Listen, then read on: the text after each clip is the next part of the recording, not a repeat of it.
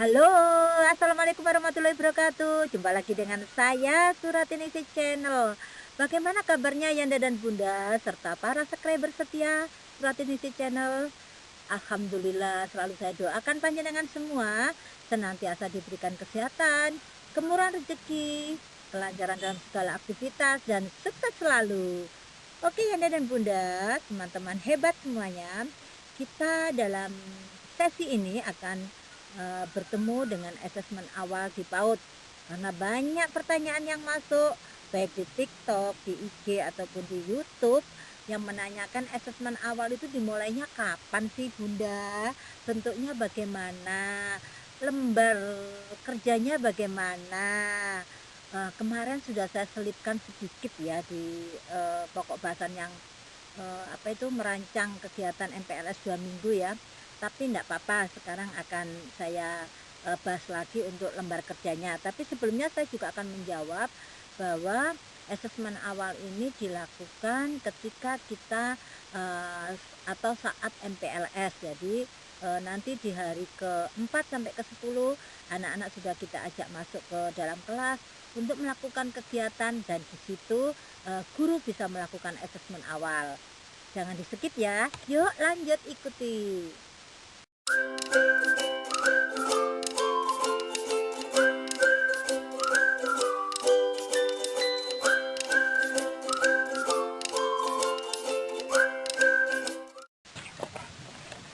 Yanda dan Bunda, asesmen awal untuk anak usia dini itu bertujuan untuk memahami perkembangan dan kebutuhan individual anak di berbagai bidang. Ada 6 ya, 6 fase pondasi itu harus dimiliki anak dan tugasnya guru PAUD atau guru TK di sini atau guru kelompok bermain, pokoknya di anak usia dini, di pendidikan anak usia dini ya, itu memotret sejauh mana potensi atau kompetensi ataupun kemampuan anak sejak awal masuk di kelas kita. Nah, kita gunakan apa? Kita gunakan kegiatan-kegiatan yang sudah kita rancang yang tujuannya untuk memotret kompetensi tersebut. Nah, apa itu? Yuk ikuti ya. Kita bahas satu persatu. Oke, di sini dimulai dengan observasi. Nah, deskripsinya atau paparannya begini. Guru dapat mengamati anak saat bermain dan berinteraksi dengan teman sebaya dan lingkungan sekitar. Itu kapan dan di mana kita lakukan Bunda? Boleh ketika anak saat bermain, boleh ketika anak saat makan bekal, boleh saat anak ketika asik sendiri mungkin membaca buku dan sebagainya. Nah, ketika di dalam kelas kan banyak itu ya kegiatan-kegiatan atau mainan-mainan edukasi yang bisa dilakukan oleh anak. Ketika anak misalnya di pojok baca, kita bisa mengobservasi, mengamati apa yang jadi minat dan apa ya, minat dan kebutuhan anak. Jadi anak saat itu butuh membaca, butuh buku dan jadi seperti itu ya. Jadi contohnya seperti ini, mengamati bagaimana anak berbagi mainan, cara anak menggenggam pensil atau cara anak berlari dan melompat. Ini hanya contoh ya, tapi bisa dikembangkan. Yaitu ketika anak suka buku, dia langsung ke pojok buku. Kalau anak suka konstruksi mungkin langsung Bunda, walaupun baru masuk kelas pertama kali ya, Bunda boleh nggak saya main balok. Nah, ketika dia menyusun balok itu bagaimana? Jadi itu semua diamati atau diobservasi oleh guru. Nah, aspek yang dinilai adalah kemampuan sosial, keterampilan motorik kasar, dan halus dan perilaku anak sendiri. Jadi contohnya ya, ketika dia bermain balok, so ada temannya datang, kan teman baru ya, mungkin belum begitu akrab, jadi bagaimana dia berbagi dengan temannya? Bagaimana kompetensi anak atau perilaku anak ketika dia menginginkan sesuatu tapi masih dipakai temannya. Jadi seperti itu ya, kita amati semua. Ketika dia memilih buku, bagaimana dia menjaga dan merawat buku. Apakah dia dibuka per lembar dengan baik atau dibuka asal lalu dilempar. Nah, ini perlu diamati, ini termasuk dalam segi perilaku juga ya. Jadi nanti dikembangkan sendiri sama Bunda. Oke, yang kedua adalah wawancara dengan orang tua. Apakah perlu? Perlu sekali, ya. Apalagi orang tua yang masuk di kelas kita. Makanya ketika MPLS, anak-anak juga boleh didampingi orang tua. Bahkan guru bisa membuatkan suatu kegiatan yang melibatkan orang tua. Karena apa? Karena orang tua itu adalah mitra kita. Kita ajak berkolaborasi bersama untuk anak-anak di kelas kita tentunya ya. Nah, apa saja yang bisa diungkap dalam interview atau wawancara dengan orang tua? Di sini guru bisa mengajukan pertanyaan kepada orang tua tentang perkembangan anak, minat dan kebiasaan sehari-hari. Kadang-kadang ya, kita tidak tahu ya bahwa anak-anak mungkin mempunyai penyakit bawaan. Dengan interview kita bisa menggali itu semua ya. Nah, aspek yang dinilai adalah latar belakang keluarga, riwayat kesehatan, dan kebiasaan belajar di rumah. Contoh pertanyaannya misalnya, apa makanan favorit anak? Jadi kita tahu ya, makanan favorit anak apa ketika kita nanti ada kegiatan makan bersama di mana menu yang disiapkan oleh sekolah itu sesuai dengan kesukaan anak. Wah, beragam loh Bun. Oke, beragam. Tapi tentu saja di sini maksudnya ada beberapa makanan yang membuat anak-anak kita, anak didik kita ya, peserta didik kita itu yang anak-anak itu menjadi alergi. Misalnya contohnya udang ya. Nah, saat ini kita mau makan bersama dengan lauknya udang. Tapi kita sudah tahu ketika interview bahwa ada salah satu atau si A itu alergi udang, maka kita tidak memberikan udang kepada mereka, tapi kita kasih apa itu makanan pengganti lainnya. Jadi di sini bentuknya bisa kita jadikan apa itu ya, pencegahan. Jadi ketika kita tahu ya apa-apa saja makanan yang bisa dikonsumsi anak-anak dan apa yang tidak bisa, itu membuat guru bisa lepas dari masalah. Karena ketika kita tidak tahu, kita tidak mengungkap itu, ada anak yang alergi parah terhadap telur misalnya, dan anak-anak kita paksa semua makan telur, efeknya akan luar biasa. Jadi di sini kita perlu interview orang tua, apalagi hal-hal yang tidak bisa diungkap dengan kita melakukan pengamatan. Jadi seperti itu ya. Semoga sudah mempunyai gambaran. Nah, tadi ada observasi, ada interview, kok ada kuesioner lagi, Bun? Nah, di sini kuesioner yang diberikan guru ke orang tua yaitu untuk mengungkap perkembangan kognitif, bahasa, fisik, dan emosi anak. Jadi nanti kita berikan kuesioner yang dimana dapat mengungkap perkembangan kognitif, bahasa, fisik, dan emosi. Contoh pertanyaannya seperti ini.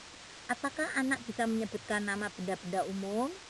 Apakah anak bisa mengikuti 2 perintah berturut-turut dan seperti itu? Ini kita pakai sebagai tabungan awal guru ya. Jadi ketika kita observasi anak-anak, misalnya diungkapkan dalam kuesioner bisa, tapi ketika kita berinteraksi di dalam kelas, anak-anak tidak bisa. Contohnya, coba Bunda ambilkan buku dan pensil. Anak tidak tahu instruksi tersebut, masih belum bisa. Dia hanya mengambil buku, padahal di situ ada 2 perintah, buku dan pensil. Contohnya seperti itu. Nah, di sini nanti kita bisa juga cross check ya. Jadi antara kuesioner yang sudah diisi orang tua dengan apa yang kita amati gitu. Tapi kalau nggak salah, saya juga pernah beberapa periode kemarin itu sudah membagikan bentuk yang seperti ini, yang kuesioner kepada anak. Contohnya, coba scroll ke bawah ya, pertanyaan apa yang bisa kita berikan ke orang tua atau ke anak untuk mengungkap kompetensi atau potensi apa yang sudah dimiliki anak. Contohnya, kalau ke anak ya, Bunda bisa tidak minta tolong kalian untuk membuka kancing baju. Ternyata anak bisa, berarti motorik halusnya sudah bagus karena ada koordinasi di sini mata dan tangan, dia bisa memasukkan ke dalam lubang kancing baju. Contoh-contoh seperti itu sudah saya berikan, coba scroll aja ke bawah. Oke, kemudian ada penilaian kognitif. Di sini kegiatan yang melibatkan tugas-tugas sederhana untuk menilai kemampuan kognitif anak. Aspek yang dinilai apa? Yaitu penggunaan logika dasar, pemahaman konsep, dan pemecahan masalah. Jadi misalnya di dalam kelas, anak-anak bisa kita ajak mencocokkan bentuk atau warna. Ini termasuk pemahaman konsep ya. Anak sudah tahu konsep warna. Biru itu yang bagaimana, kuning itu yang bagaimana, merah itu yang bagaimana, begitu pula dengan bentuk, misalnya segitiga itu yang bagaimana, lingkaran itu yang bagaimana. Jadi mencocokkan bentuk atau warna ini termasuk dengan pemahaman konsep.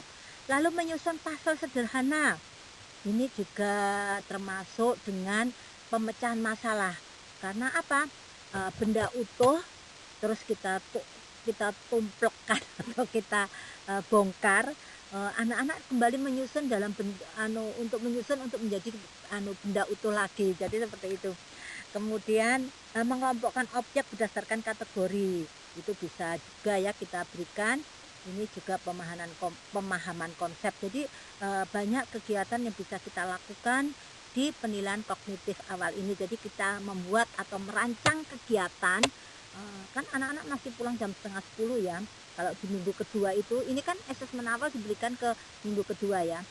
Kita rancang misalnya anak-anak untuk mengumpulkan atau mengelompokkan warna benda sesuai warnanya, seperti itu. Bisa dibuat lomba juga bisa dalam kelas ya, atau mungkin individu, kegiatan individu juga bisa. Selanjutnya adalah penilaian motorik. Di sini guru mengamati anak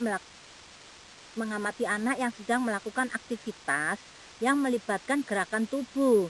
Aspek yang dinilai apa? Keterampilan motorik kasar dan halus. Contohnya, meminta anak untuk melompat, melempar bola, menggambar garis lurus atau lingkaran, meronce manik-manik, atau menyusun balok. Banyak sekali yang bisa kita lakukan untuk mengetahui sejauh mana motorik kasar dan halus yang sudah dipunyai oleh anak kita, sehingga nanti kita bisa mengembangkan kegiatan selanjutnya yang tentunya lebih rumit ya. Jadi kalau misalnya saat ini anak-anak kita ajak melempar bola besar gitu, anak-anak mampu, berarti besok kita ganti menjadi bola kecil di kegiatan berikutnya. Jadi seperti itu ya. Oke Yanda dan Bunda, sekarang ke penilaian bahasa, dimana nanti ada interaksi verbal dengan anak untuk menilai kemampuan bahasa dan komunikasi. Nah, aspek yang dinilai adalah kemampuan berbicara, memahami instruksi, dan kosakata. Contoh aktivitasnya bisa mengajak anak berbicara tentang gambar dalam buku, meminta anak mendeskripsikan objek, atau bernyanyi bersama. Atau bisa juga ketika kita mau melihat anak-anak mampu tidak memahami instruksi sederhana, kita ajak anak-anak bermain saja. Anak-anak tentu suka. Misalnya, kita bermain ibu berkata ya, dengarkan instruksinya. Ketika ibu menyebutkan, kalian melakukan sesuai dengan instruksi. Contohnya, ibu berkata, ambil warna merah bentuk lingkaran. Nah, anak-anak di situ kan sudah kita siapkan itu ya, banyak bentuk geometri dan banyak warna. Anak-anak bisa nggak mengambil yang bentuk lingkaran warna merah? Jadi seperti itu. Kalau tidak bisa berarti dia belum memahami instruksi. Padahal instruksinya kan sederhana ya, cuma dua, bentuk bentuk lingkaran dan warna merah. Jadi ini nanti bisa dikembangkan Yanda dan Bunda sendiri ya. Oke Yanda dan Bunda, sekarang ke penilaian sosial emosi ya, nanti guru mengamati bagaimana anak berinteraksi dengan teman sebayanya dan merespon situasi emosional. Aspek yang dinilai adalah kemampuan bersosialisasi, regulasi emosi, dan kemandirian. Contoh situasinya seperti ini, mengamati bagaimana anak bereaksi ketika harus menunggu gilirannya, bagaimana anak menunjukkan empati, atau bagaimana anak mengatasi frustasi. Jadi ketika ya anak baru masuk itu kan masih nggak mau diganggu, terus semuanya kalau sudah dia pertama pegang nggak boleh dipegang teman yang lain, jadi seperti itu. Contohnya ya, ketika main ayunan, dia asik main ayunan, terus ada temannya yang datang, mungkin yang lebih besar ya, gantian dong, mungkin dia takut ya, dia langsung eh, selesai main ayunan, terus ayunan dipakai sama si B, tapi si A tadi langsung dia menangis, dia marah atau bagaimana. Nah, ini berarti dia belum bisa mengatasi rasa frustasinya. Jadi di sini kita lihat apa ya, sosial dan emosional anak ya. Jadi seperti itu. Nanti dikembangkan sendiri ya, ini hanya contoh ya Anda dan Bunda. Portofolio yaitu mengumpulkan karya-karya anak seperti gambar, tulisan atau proyek seni. Ini tentunya setelah kita lakukan misalnya satu topik ya, setelah MPLS kan kita masuk topik, misalnya topik sekolahku atau aku senang sekolah. Nanti tergantung ya, nanti bu guru bagaimana ini membuat topiknya ya.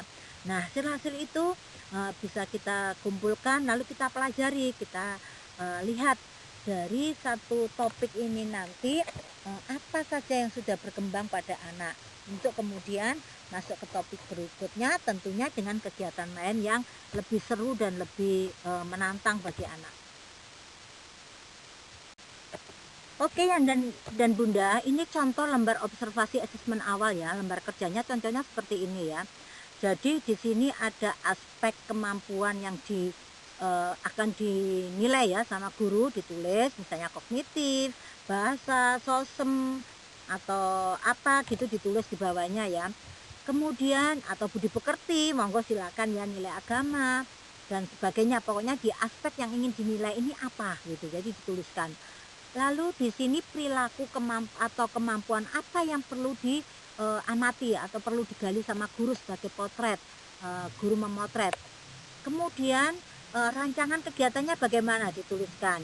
Lalu catatan hasil dari asesmen awal tadi, dan kemudian baru kita merancang kegiatan main untuk kedepannya. Jadi contohnya seperti ini, kognitif ya, pemahaman konsep. Di sini mencocokkan bentuk atau warna seperti tadi ya. Kita salah satu saja dulu ya, fokusnya ke bentuk atau ke warna ya.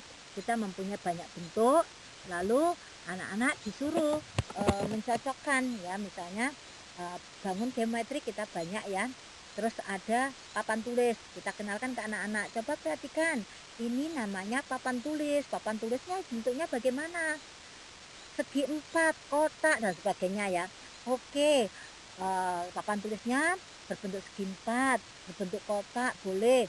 Nah, sekarang Bunda punya banyak sekali balok yang ada di keranjang. Kalian coba ambilkan Bunda yang bentuknya seperti papan tulis, jadi seperti itu. Nah, lalu kita lihat, kita amati. Ternyata sebagian besar sudah mampu mengenal warna dasar. Kalau kita mengenalkan warna ya, kalau bentuk ternyata sebagian besar anak-anak sudah mengenal bentuk, dan seperti itu ya. Kemudian rancangan kedepannya bagaimana? Ke depan anak akan dikenalkan bu guru bagaimana cara membuat warna baru. Itu kalau kita mengenalkan warna. Berarti kalau bentuk tadi contohnya segi 4, berarti ke depan anak akan dikenalkan dengan bentuk geometri yang lainnya, misalnya menjadi segi 5 dan sebagainya. Jadi kita ketika merancang kegiatan main berikutnya itu berdasarkan catatan hasil dari asesmen awal yang sudah kita peroleh. Contoh sosem ya, kemandirian. Contohnya bagaimana anak mampu menyimpan tasnya atau sepatu di rak. Salah satu saja ya, tas atau sepatu. Kemudian kita amati, ternyata sebagian besar anak-anak sudah bisa menyimpan sendiri, tapi sebagian kecil belum. Karena apa? Anak-anak belum mengenal lokernya. Nah, akhirnya kedepannya guru bisa membuat label nama atau gambar-gambar icon ya, icon apa gitu, misalnya hewan atau apa. Jadi masing-masing anak dikasih supaya mengenal dan menempelkan di lokernya. Nah, anak-anak akhirnya tahu, oh ternyata menyimpannya sepatu aku di sini karena di sini ada namaku. Jadi seperti itu.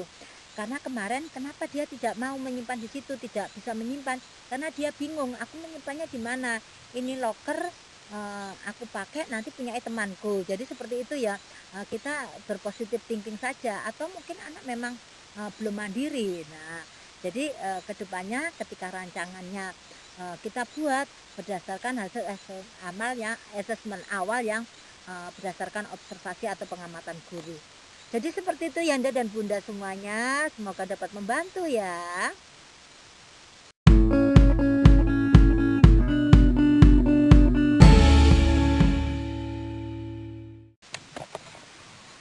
Oke Yanda dan Bunda, teman-teman baik semuanya. Demikian yang bisa saya sharingkan tentang asesmen awal ya. Tunggu berikutnya saya akan sharing tentang referensi untuk kegiatan MPLS yang bisa panjenengan buat untuk kegiatan di sekolah. Jadi saya ada beberapa kegiatan, kalau kemarin saya sudah memberi contoh kegiatan, mungkin panjenengan ingin yang lainnya, saya besok juga akan sharing referensi dalam bentuk yang lain, tapi tentu saja masih sesuai dengan transisi PAUD dan SD. Oke, semoga apa yang saya sampaikan bermanfaat dan terima kasih. Salam sehat selalu dari saya. Sampai jumpa. Assalamualaikum warahmatullahi wabarakatuh.